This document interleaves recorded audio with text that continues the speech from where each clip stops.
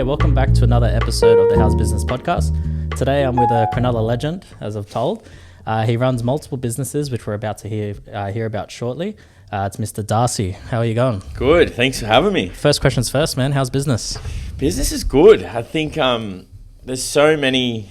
I'm involved in a few different industries. So we've got Chopt, which is the event construction business. Tanky, which is import company, e-commerce. And then Ostra Narooma, which is an Airbnb property style company. And I've come to notice this is the first summer I've been through with all three going at a time, but they're very summer-based businesses. So it's going to be a super tricky summer. I mean, some of the bookings at Narooma are checking out in the morning and then a new group checking in the Arvo, and it's a very small coastal town. So yeah, amazing. That's going to be a challenge. But yeah, Chop's super busy. We work on the Australian Open all through summer and then straight into Formula One. Tanky's going crazy. So yeah, it's just... Give me, mayhem. Pretend we've just met at a family barbecue. Yeah. What is Chopt, first of all? Chopt is a design and construction company that brings global brands to live spaces. So it essentially is carpentry, sign writing, shop fitting. If they got together and had a baby, you have Chopt. So it's like we have to provide all these different services. But it's in the marketing space. It's for experiential marketing, and it's for big brands coming to activations and getting people involved in their brand. And how did that start out? Started so me and my brother Tristan were running a... Oh my God, my brother's name's Tristan. Is it really? Yeah. So we were running a company that my dad owns that was like an import company for architectural products. And then it was cork, and we bought a CNC machine, which is like a cutting machine. And then we wanted to make our own cork products in Australia. It didn't work. And then COVID hit. So we just bought this machine. Product didn't work out. And then we started making flat pack furniture. Flat pack furniture? Yeah, nice. For people working from home. And then it was that was through a creative agency, and then it kind of just developed. We just started doing little builds. My brother's a builder by trade, so we just started building little walls and taking on events, and then it just grew and grew and grew. Before COVID, what was your background? I finished school in 2016, and then I went to university. I was doing Bachelor of Economics, Bachelor of Finance, double degree. Nice. Not very good at it. And then on the first uni break, I went to Canada with my now wife, and... we didn't come home for 18 months, so travelled, went to Central America. Then we came back, and I went back to uni doing commerce. Did that for about a year, and then at that time, that was all around the time we were working with my dad, and then started this company, and then dropped out of uni, and then just went all in on this. Yeah, I'm in business with my brothers as well. Yeah. And, it's interesting. So that's Chopt. Tanky next. Tanky. So Tanky's how would you describe it? It's a party product. You fill up cocktails in it, pressurizes the keg, and then you pour drinks all night. So it's mission statement for that company is pour more into the moment. We saw a little gap in the Australian market and just brought it over from China. Yep. And then we've really nailed the marketing, I think, for that company. I'm super proud of how that's come out. Definitely, man. Put a lot of work into it, but not too much work, but a fair bit of work. And yeah, it's gone good. Yeah, amazing. And lucky last, the Narooma property. Narooma. So I actually, funny enough, went on Blake Spooner's podcast. He's a local guy in Cronulla. He owns a real estate agency. Went on, had a chat. After the pod, we were talking about a town we both had similar interests in. We just weren't in personal situations to buy in that town, and we were like, why don't we buy it together? And then 2 weeks later, he organised an inspection. We went down, bought the property. Yeah, amazing. And then we've done a renovation, and now it's on Airbnb and Booking.com, and trying to build up that wellness retreat. We put a sauna in, ice bath, gym. So yeah, it's just like a really nice, relaxing Airbnb retreat on the South Coast. Yeah, amazing. So we've done like a sort of little brief of all the businesses. So we've got some context. With where we're at now, Chopt, it started with flat pack furniture. Can you run me through how you went from flat pack furniture to this behemoth that it is right now? So it was a very organic journey, but it was like the agency. So there's like how it works is there's the head brand, and there's a creative agency, then there's like the event builder. Okay. So we went through a creative agency. We did a big job for IKEA. Okay. And then they had other work in the industry, like photo walls and small event stuff. So creative agency as in, can you elaborate on what you did for them? So for IKEA, we cut these puzzles. They actually partnered with some influencers, like Emma from The Wiggles, some other guys, I can't remember, it was 6 years ago now, but influencers, they designed their own product. And then during COVID, it was a mental health mail out. So we cut and made all these things out of plywood, mailed them out to everyone in Australia, and that you just put a puzzle together for mental health. Amazing. And then we kind of we were like, what else is in this industry? Like, how can we get involved? Started with the really small stuff, and that got us into some cool rooms big events like Australian Opens, and then on site we just saw all these big companies and we're like, how do we do this? Like, how do we put ourselves there? Just went all in, talking to people, learning, talking to the clients. I think we were super good at that at the start. And then, just grew and scaled it as what the industry needed. We just, every time there was a pain point, we'd like, right, let's vertically integrate that. Let's get that machine. And then, it's just grown. So you, along the way, you were solving your own problems. Yeah. Every pain point we had, we were like, let's fix this. Let's make it in-house. And then, so we're trying to be that one-stop shop for everyone. It's similar to us. We started the martial arts gyms. We had a problem with instructors. Yeah. So we created an import instructor business. Yeah, that's And then we had a problem with gear, paying way too much for gear. Yeah. So we sourced our own products, went to China, did the whole thing. How you have to do it. And the China business is just so much fun. And then off that, more products came. So you sort of linear approach, just solving your own problems. Yeah. When did you start building a team and things like that? Like, when did you sort of say, okay, this is where we can take it? How did you plan forward from there? So funnily enough, there hasn't been a lot of forward planning until I would say the last 2.5, 3 years. But at the start, it was like, we just kept winning bigger jobs and we're like, oh shit, that one was bigger. Like, how are we going to do this? And then a lot of it was subcontractors at the start. So it was easy to scale up and scale down. And then I think it would have been second year, probably 2.5 years in, we're like, all right, we need to get some help, some full-time help that we can control and work with and grow, develop as people. And then on our second year, we probably had, I think it was 1 or 2 people. And then by our fourth year, we've got 25 now plus. That's amazing. It's crazy. Were you on the tools for the first few years? Yeah. Yeah. And which is so funny because I don't have a trade background. I've just self-taught everything, learning off my brother and other people. And then so the second wave of COVID hit, this would have been in the first or second year. And then we completely lost everything because we went into the events game. And then when we picked back up, Josh came and joined us. He was helping us. He was good friends with my brother. They had another business together. He came and helped us. We all started this one big contract back together, nailed it, won the next contract. And then so that we kind of were like, we need to do this together. What's the vision? Where are we going to go? So then, there's 3 shareholders in Chopt now, and we're all just pushing forward. It's interesting because it's contract based. So you have to nail the brief and then move on to the next one. Yeah. Can you explain to me a project timeline of one of those big projects when you're first starting out? First starting out, we were I think clients saw us as like the new guys. We're keen to go above and beyond, which we still do a lot, but we would take on massive projects a couple of weeks out and like really sacrifice our lives, 100-hour weeks plus. And then now for like a big Australian Open project, we would be engaged like 12 weeks out, which is good enough to plan this stuff. But there's still projects we take on with a couple of days notice, and then we're getting a little bit more filtered on what we take on because it's just at the cost of your life. But the bigger project's like 12 weeks. 12 weeks is ideal. So run me through the 12 weeks. Client comes to you because I'm really interested in this business model. Because we've run events and like I've always wondered how this side of the business works. Client comes to you first week, full 12 week. The event is on the 12th week, I'm guessing. Yeah. Run me through the process there. So it's pretty full on. I mean, I think the creative agency has more lead time than us, and they work on like brand strategy, how they're going to position it. Like, again, it's all in the marketing space. It's all trying to get people engaged with brands. So they design brand strategy, how they're going to deliver it, what's the rollout plan, build websites, all that stuff. And then they come to us with the custom build items. So it's like, this is what we're going to build. This is what we need. Yeah, this is what we need. This is how we're going to execute it. Then we start with a quote, so this is how much we estimate. Sometimes there's always reworkings with the budget, and then we go straight into industrial design, engineering, permits, and then delivery. I'm curious about the permit side. Yeah. Is it complicated? Is it a headache? No, it is a very grey industry because we come under the temporary building code of Australia, so it's not the actual BCA. So it's very grey. So it's like we don't have to do DAs. They come up every now and then, but we don't have to do them because it's temporary structures. So most of the permitting's just around like traffic management, safety. Because I've seen some of the bills; they're incredible. Yeah, they're crazy. They're incredible bills. Huge. The colors and everything, man. Like, so great sick. work to you guys. Honestly, it's amazing. You. It's amazing. Say you finished contract, onto the next contract, onto the next contract.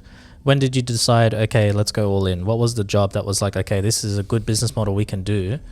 With your commerce background and your brother's building experience, was there a moment it's like, okay, we're going to go all in now?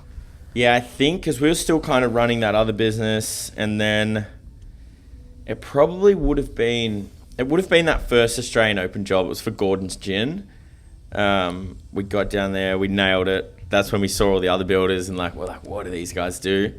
And then we're like, yeah, this is like, there's work in this industry. Let's go all in. That would have been crazy seeing the other builders going. And now we're like, we're head to head with those guys in the same rooms. And it's like, we're actually we're friend basis with all the big guys now. So it's cool. That's amazing. That's so cool. That's really cool. I wanted to ask you, going into business with your brother, did you guys like straight away knew your roles? How do you manage the business relationship and personal relationship? Yeah, it's a good question. No, in short, we would always at the start work on the same things, and it'd be like you'd be going to meetings together, you'd be going there together, there. And I think we've separated our roles very clearly now between the three of us. And I think that was the best thing we've ever done. And we work with a facilitator, so he's business coach. Every fortnight we catch up, and it just mediates our relationship as business owners and as friends, because that's another big thing where we're all friends, we're all family, but we own a business together as well. So that's been a massive blessing for us, because we know our lanes now, we know where we're going to play from. So I think that's been a big turning point in keeping our partnership together. So we're not working on the same things. You're actually the first guest we've had on that has studied commerce, studied economics and finance. How beneficial did you sort of find that degree? Useless. Yeah, I didn't even finish it. It's useless. UAW? UTS. UTS. I did management, economics and commerce in UAW. Didn't do anything, man. Yeah, I think the theories are I think universities to condition you to work in a big corporation. Which I think if that's what you want to do and you want to climb that corporate ladder, then have at it. But I think in where the space we play in, we're entrepreneurs. Like can't be taught. You have to learn this shit. Have you always wanted to be an entrepreneur? Yeah, I've always been entrepreneurial. Like had a job since I was 12. When I was 15, I had 3 part-time jobs with school, and so always selling stuff, making stuff. But yeah, I think like I've only as of I reckon the last 18 months I've been like comfortable saying that I am that, this is what I do. It was always, I felt there was a bit of ego that it was like, I don't have a degree, I didn't finish a trade, like what have I done? And now I'm like, this is what I do. Like I've learned so much from conversations and mentors and doing it. Yeah. It's like, no, I think the university system is a little bit broken. But How old were you when you started Chopt? We're doing 21. I understand, because 21, a lot of people getting their first jobs, going overseas, whatever, and then you're here saying, I'm going to start a business. Yeah. How did you go through that lonely chapter at the beginning? Yeah, at the start it was really hard. I think you start breaking away from certain people in your life, and it was really hard at the time. But looking back on it now, it's like you probably wish you cut some people earlier. It's like I wish I went that way earlier. But yeah, at the time it's lonely, and you've got no one to talk to about this stuff. Now I think, like as you build your network out, I've got such a great network of people around me that I can call on. It's like these are my people now. Yeah, I started this podcast for that reason. Yeah. I look back, I was 20, homeless, out of one of our gyms. Yeah. I really wish I just had some sort of material to listen to, like, I'm not alone. Yeah. Only now am I meeting people like yourself. Yeah. And it's so rewarding. What message do you have to someone who's like, say 18 to 24, just started the business, has gone all in, family and friends are calling them crazy. Yeah. Like, why are you doing this? Why don't you go back to this? What advice do you wish you heard?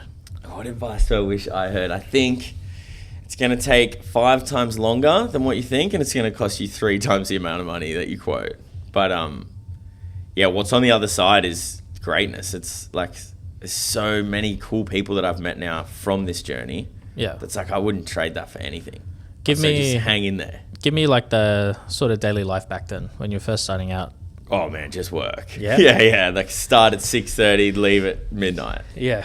For years. Were you juggling other jobs and stuff? No, so I was lucky enough to when we decided to go all in, that was all I was focused on. But yeah, like I had jobs leading up to that and then got rid of them. But yeah, it was pretty quick transition. It would have been 3 to 6 months, I think. Yeah. Get rid of them and go.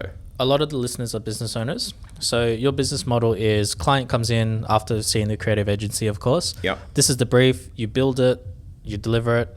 What are your main costs with the business? Like obviously inventory, staff. Is there any other big expenses that you sort of... Our 2 biggest expenses are team members and rent. Because we have to have a big facility because we pre-build all our stuff before we go to site. Okay. Very short timelines on site because they're paying big venue costs and huge shutdowns for cities to do events.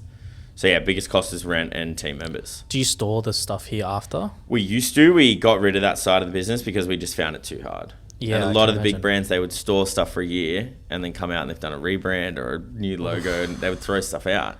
So Yeah. we just didn't work for our business model. That's crazy. What is the smallest business you sort of take on? Yeah, are you only doing big brands now? Or Nah, we still do the little stuff. Yeah, we still got that network of people that kind of helped us get into that industry. So we still service all those people. We do some stuff for residential builders, but it's like there is a certain point of the business where we can't make any money because it's like to turn everything over. But we still, our loyal customers, we still service, and then we try and focus on the bigger stuff now because it's just easy to set your team up on a bigger project. Are there any challenges working with big brands? Yeah. What are some challenges that people wouldn't usually think about? They can do whatever they want. Yeah. Like they literally can just walk in. I think I probably won't say the brand, but we were doing a build at the Formula One. They walked in. We'd been working there for about 15 days straight. There's probably 10 people working on that individual site. The client flew in from Singapore, walked straight in and wanted to change all the color of the walls. And it was like the night before handover.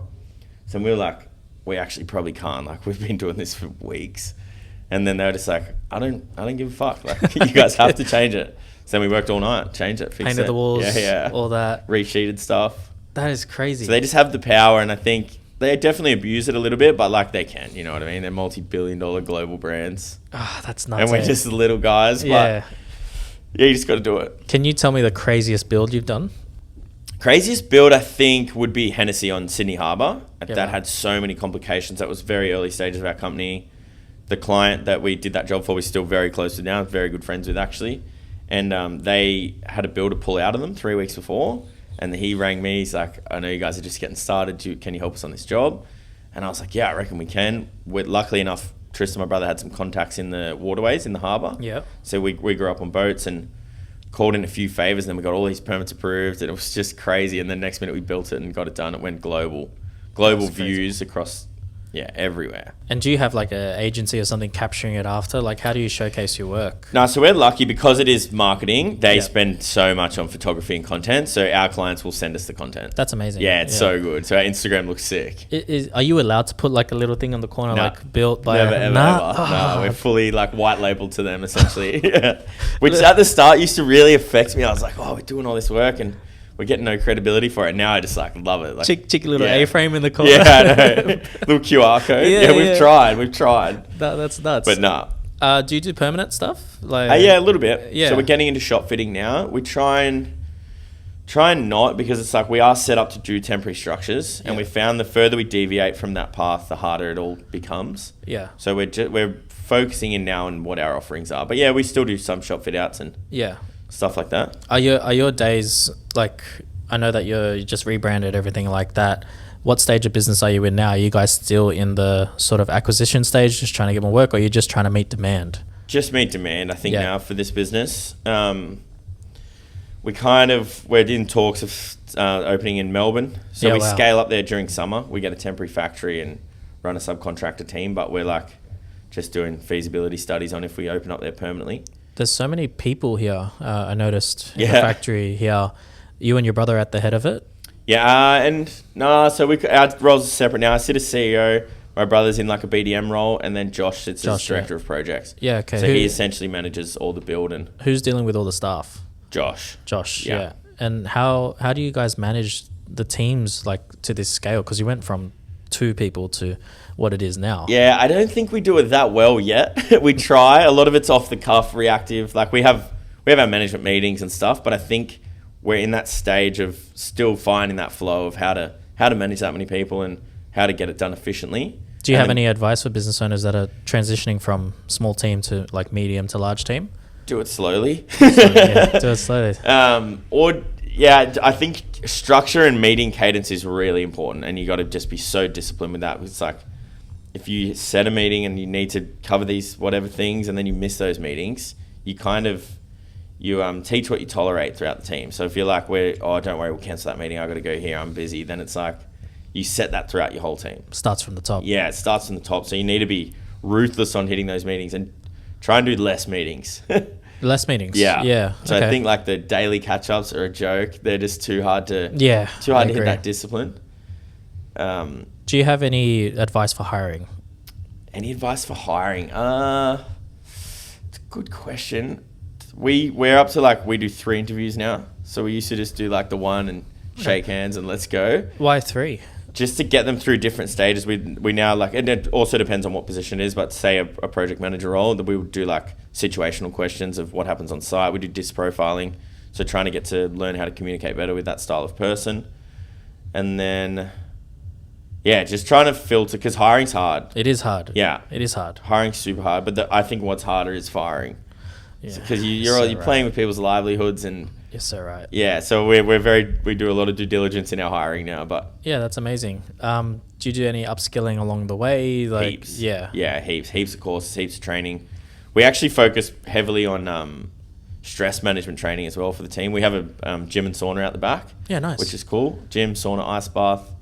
But we get some coaches down who they coach the Olympic teams, but they just come and do breath work. Yeah. Because it is a very stressful industry. Yep. And I think if you can't learn to switch off from that, you take that home, and we see problems throughout the whole business with that. Yeah. So we try and really upskill people in their personal lives and I will tell you, when I got here, Natalia meeted me at the door, really lovely. She just told me she was just doing some breath work. Yeah. And I found that, oh, that's amazing. Like, Yeah. I'm really in a Cronulla now. Like, everyone's looking after their health. But when I went upstairs, everyone says hello. You can tell everyone like is in it together. Yeah, that's And then you awesome. look over the window and there's music going. Like, it's a good vibe. So Yeah, awesome. Yeah, we try super hard with culture, and yeah, I think you've done a good job, man. So Thank you. I wouldn't worry too much. thank you. So run me through, what are your goals next for this business? This business, it's big goals. Yeah. Yeah, we're working on Melbourne now.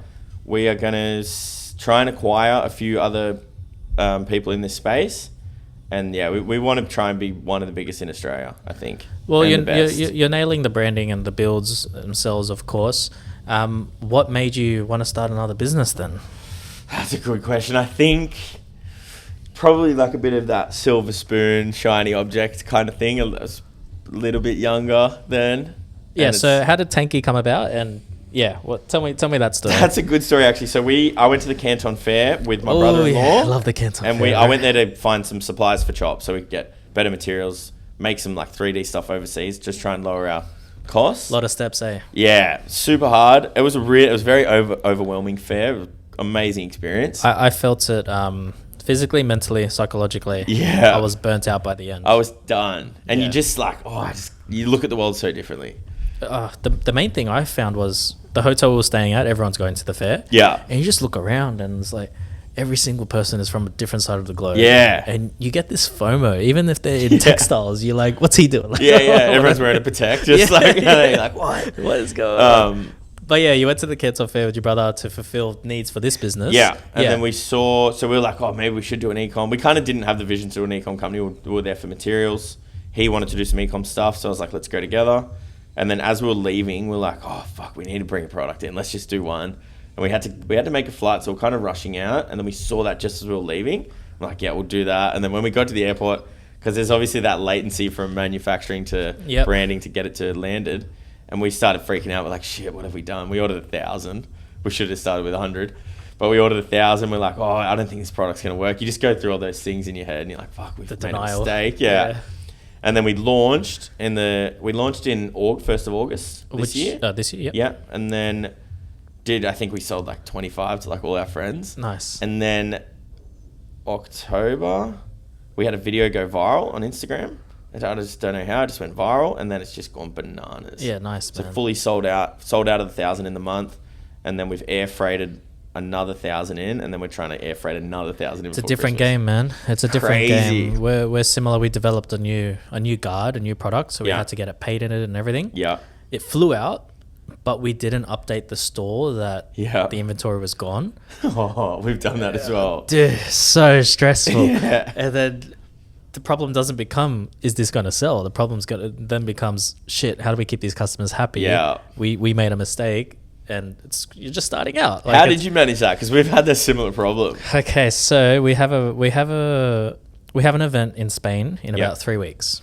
She's ordered her products, but there's been a delay in the shipment from China to her martial arts center. Yeah. So what we're going to do, we're going to fly from Australia to hand deliver these products and then and then we still come out ahead and all that, but it's all about like the brand. Yeah. Make sure the brand is good because these guys are Olympians, world champions. Yeah. But the thing that we're doing is we've created a really scarcity mindset of the product. Okay, you're going to be the first to know when this is available next. Yeah. And then now we're getting messages like, hey, when it's available, when is it available? Yeah, that's cool. So now it's like, okay, when we drop each drop, packaging might be different, or the price might have a different price point, and it's just that scarcity mindset now, sort of like Supreme or things like that. G'd up. Not because that's the strategy, it's because we've got no other choice, because Australia is so far away from everything. Yeah, it is. Trying to ship one of our products to Madrid, it takes ages. France, so now we're looking at 3PL, things like that. So we. Ecom Flow, shout out Ecom Flow, they're really good, but you have to meet a certain amount of sales per week, things like that. So it's a different side of things. So just pump more into marketing or whatever you might see, UGC content or whatever it might be. But it's an interesting business model. It's super interesting. So cool. It's super fun. But it gets super stressful really quick. Yeah. On a dime, it's stressful. I feel like ecom's like gambling, like playing the pokies. Oh, it is. You get so addicted to it. Have you got the Shopify app? Yeah. I almost have to silence the notifications. But it's addictive. Did you do anything for Boxing Day?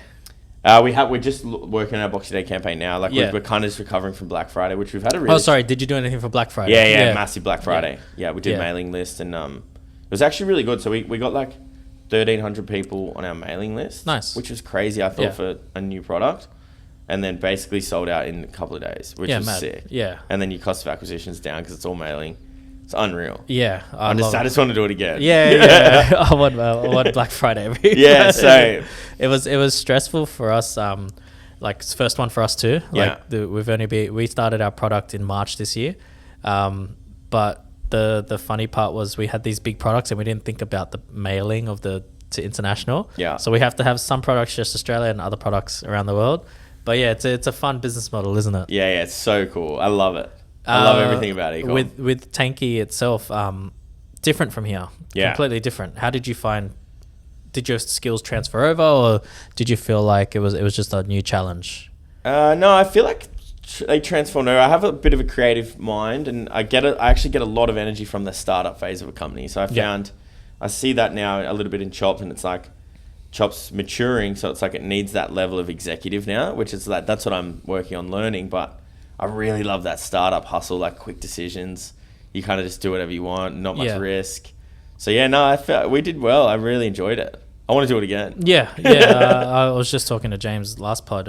Canton Fair, we're going to plan a trip. Yeah, we're gonna I think I'm going to go back in March. I'm hesitant to start another business, but it's fun because you can just run products from either one of your businesses, right? Yeah. So lucky last one, the Narooma house. That's a different business model altogether. Yeah. Accommodation, right? Yep. What are the challenges with the accommodation space that you found? Interest rates. Yeah. So property is a very long game. Like it's a 30-year plan. Just the running costs. Like as I said at the start, it's a seasonal business. So having summer now, we're flat out. We're good. We should be covered for most of the year now. But just that winter, that renovation, the launch leading up, it's been super expensive, and it feels like just a slow burn. Whereas ecom's that dopamine kind of vibe, whereas this one's not. But for longevity, it will build a lot more wealth. That kind of style of business. Yeah, amazing. Your current day in business. What's a current day for you? Current day for me in business, a lot of meetings. I think a lot of we're actually rebuilding our whole operating system now. We worked with some off-the-shelf products. They didn't really work for our industry. It's very high-paced. So we've been working the last 3 months on a full custom operating system, which I probably wouldn't do again. It's been a nightmare. Like the customer, like a back-end system for the project managers, finance, all that stuff, budget tracking. But yeah, I've been building that. So I've been spending a lot of time on that. But a lot of, I think too, in my role is a lot of counselling for people. So a lot of HR, a lot of just like making sure it's all good. And then shareholder management. Yeah. So just reporting, making sure that we're in a good spot. Yeah, amazing. Can you give me the best day you've had in business? Best day I've had in business, I think probably the Dior one that's behind us on the wall. I can send you some photos to pop up on the screen. But we got told by a few different people that there's no way that would ever be able to get done. We designed it on the back of a napkin. After we went to the site visit, and we're like, shit, this can't be done. Where is this? This was at Water's Edge in the Rocks in the city. We had 5 days to install it, and it was like a 2-week build. So we're like, can't be done. So we went and had lunch. We're like, shit, we're going to have to pull out. And then back of a napkin started drawing this design, and then we decided to design it in panels and then crane it in. So we actually got it all in a day, which is so crazy. And then I think the next day we actually had something else go wrong inside. We're doing a big internal fit out, so we actually ended up working all night. We had to come back to the shop at like 4 a.m, drive back into the city for the handover. So we hadn't slept, and then we were just standing on the edge of Sydney Harbour looking at this big facade that we built in a heritage building. And it was like, that was the coolest, I reckon it's the coolest thing we've ever built. Looks cool, man. Just a sick moment. It looks really cool. Yeah, it was cool. How big is that? That was 12.5 meters high, 8 meters wide. And that's like, that was there for how long? 6 days. 6 days. Yeah, 6 crazy. days. It took us probably, I reckon, 4 weeks to build. Yeah, crazy. For 6 days. Crazy. What was it for? Was it just like a new product or something?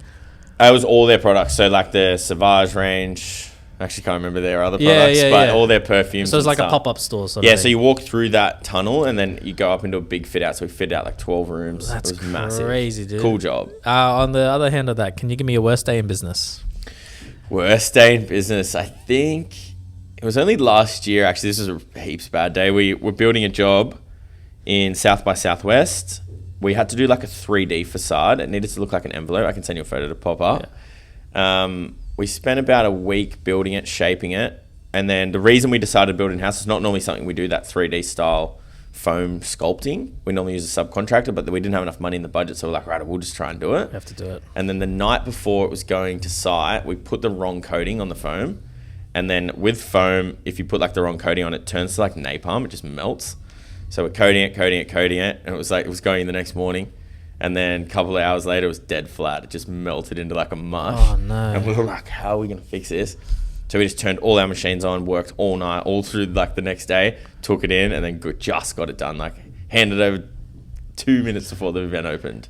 Dude, so that was stressful. It sounds like you've had a lot of late night, just high cortisol, just craziness. Huge. How do you bring yourself down after that? Saunas. Yeah. Saunas and ice baths, I think, has been a huge unlocking for stress management. Have you always been health focused when you're running the business?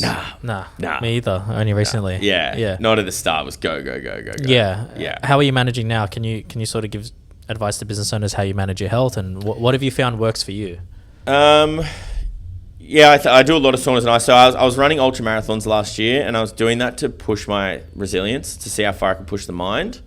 And then I had a hip injury, so I've just come out of surgery 10 weeks ago. So at the moment, I'm doing very little. Hip, just like doing saunas. Replacement or? No, it was like a pre-replacement surgery. So they just try and save the muscles and reshape the bone. Ouch. So I'm only just recovering from that, which is good. But I'm just doing all rehab stuff at the moment, exercise bands and lots of saunas, lots of ice baths. What have you found works like to de-stress from the business? Have you found the ice baths, saunas helping a lot? Yeah, I think heaps. And I think too, just like, bring it front of mind, like stress. It's like, right, it's like okay to be stressed. Like you're going to have stressful days. And it's like, I love the Whoop. I think it's really cool. It kind of like you balance out your days with your sleep and how you're going to feel. But you just so what does it do? It like tracks everything health related, heart rate variability, how you slept, stressful stuff throughout the day. But it just kind of coaches you on like, you need a rest, which sometimes it's like, I can't rest right now. You actually wig yourself out a little bit. But just being like content that you will get stressed. Like, you're gonna have shit days. Yeah, like, dude. You probably have one shit day a week still. Yeah. So it's like just letting it be. It's a natural emotion of business. You've built the business to a stage where, like, even where you were a year and a half ago, without Tanky, without all that, people would stop there and just be content. Yeah. What makes you hungry? What's your driving force? What makes me hungry? I think the more people you meet as well on this journey, you go, oh, right, I really enjoy that. And it's like, I could do that too. And like, you talk to somebody like, oh, that's easy. Let's apply that here. And then it's like, business is like this infinite game. And it's like, it's addicting, eh? Yeah, it's addictive. And once you start to understand the core principles of like, every business is really the same. You just got to solve a problem, charge money, pay everyone. But I've just got so much further I want to go. I found once you fulfill your personal needs through your business, so how you want to live the lifestyle, that's when the real fun begins. Yeah. Because you're not doing it to sustain your life, you're doing it to play the game. Yeah. Which is really interesting, which is where conversations like this are really important. Yeah. So your motivation is you're just addicted to the game, right? Yeah. Definitely. what do you do for family time? Like, do you have a family? Do you sort of switch off from business? Like, how do you make that switch? Yeah, so good. I'm married and I just had a little baby in January. Congrats. So she's 10 months old now. So it's been a crazy year with starting the ecom business, buying the property. I have a serious question for you. Cause obviously in the future I want to have kids. How did you manage that period of the pregnancy and the 10 months? It was tough. I mean, it was a lot tougher for my wife. But give me some advice, man. I think don't listen to older people. I think they freak you out. Everyone's like, oh, your life's going to change. It's like, enjoy the sleep before the baby's born. I think it's like, you got to like pick your heart. I mean, business is really hard as well. It's like, we really wanted to have a kid. So we were super lucky, fell pregnant straight away. And then, yeah, we just adapted so well. My wife's super maternal. She's just born to be a mum. And I love it. It's like, it's cool, the best thing that's ever happened. So it's You're giving me hope. Yeah. I just want to go again and again. We just... On this side of the fence, it's scary as hell. Like, but no, it's awesome. Right, and they just have to, like, you got to integrate into your life. You know what I mean? I think you see some people, they have a kid and it just completely derails their life. It's like, this is our life. How do we fit a baby into this schedule? And it's like, we're within reason. The baby sometimes controls our whole life, but it's the best thing that's ever happened. Like, was there a period when, like, your daughter was born? Did you take time off? Like, I took 2 weeks off. So when she came, it was actually so funny. She came 10 days early and we went in for a scan, just like the last checkup scan. And then the, I can't think of the name of the people who scan. What are they called? Sonographer. Yep. The sonographer kind of had a bit of a blank look on her face. And she was like, she didn't really say much. I was like, oh shit, this is not good. Came back to work. And then my wife called me. She's like, I need to go in for an emergency C-section tonight. Oh, sorry, not tonight, like right now. It's like 2:30 in the hour. I was like, shit, I had all these meetings booked out before the due date. So never back in the due date. And then so I was just ringing everyone. I was like, I'm going to have a kid. I got to go. Moved a bunch of meetings around. And then within 2 hours, went home, grabbed a bag, hospital, baby. It just happened so fast, which I think was the best way because you don't have that stress of like, this is booked in or we're going in this day or whatever. So yeah, it just happened super quick. That's nuts, man. I wonder what your watch would have said about it was stressing. But no, it went really well. Everyone was healthy and cool. Awesome. No, that's really good, man. It's really cool to see business owners starting their family. Like, obviously you've started your business now. How do you plan to juggle family and business life as it goes forward? Because as they get older, it gets different challenges, more kids, things like that. Yeah, I mean, it's going to be hard. I think the hardest thing for me now, especially as my little girl's growing up, it's like she's like, looks at you now, she knows I'm her dad. And it's like, that obligation to go home is getting stronger and stronger. I'm like, fuck, I just want to spend every minute with her. But I think it's like, what you got to just be super clear with what you've committed to. And it's like, I try and be super structured and get home, get out of here. But there's nights where I work all night. And then sometimes I go home, we have dinner and she goes to sleep. And then I'm working on the laptop, working in the mornings. It's just like. Has it made you more productive? Definitely. Yeah. Really? Work heaps harder. Yeah. Wow. Just more like, I think when you didn't have that commitment, it was like you didn't really have to be anywhere. So it was like you kind of could just move that, do that, skip that. But yeah, now it's like, right, I want to go home. Like straight after this, I'm going to the beach with her for a swim. That's super interesting. My older brother said the same thing. Yeah. And yeah, there you go. Dialed it's so funny. I think it affects everyone the same. Dials you in, huh? Yeah, dials you in. So we've gone best day in business, worst day in business. What's the best piece of business advice? What is the best piece of business advice you have received? Best piece of business advice I've received. I think be content with latency is a really good one. And I've struggled with that a lot, especially my personality type. I'm very go, impulsive, need it now. So yeah, just be content with latency. Like this shit takes ages and it's a long journey. And I think if you can, a lot of people just start something and then quit straight away. And you're like, oh, that could have probably worked if you did it for 3-4 years. So yeah, just being content with that. And it's been a big challenge for me to get my head around. It's like, especially if it's like, right, we want to roll this new system out. I want to do it in a week. And it's like, it takes 6 months. Yeah. And you're like, oh, it beats you up. But yeah. Sort of like delayed gratification? Yeah. Okay. And it's just going to take, like I said before, it takes 5 times longer and costs you 3 times more than you think. Like it just takes forever. Have you ever had a build not meet the deadline? No. So close. Yeah. But like another good one, we were doing Vogue Fashion Night in Pitt Street, and it's like a big runway takeover on Pitt Street, super tight timelines because Pitt Street's really expensive. We actually made a little mistake on the design, which kind of put us back a few hours, and then one of the partnerships didn't do some contracts right, so they had the wrong signage up, And then we had to come back and manufacture it and make it. And we ended up working for 36 hours straight, which was like, it's the sickest you ever feel. Like, it's just so bad. But the sunset after that hill would have been amazing. Would have been euphoric. It was good. It was good to get it done. Would have been euphoric, right? Yeah.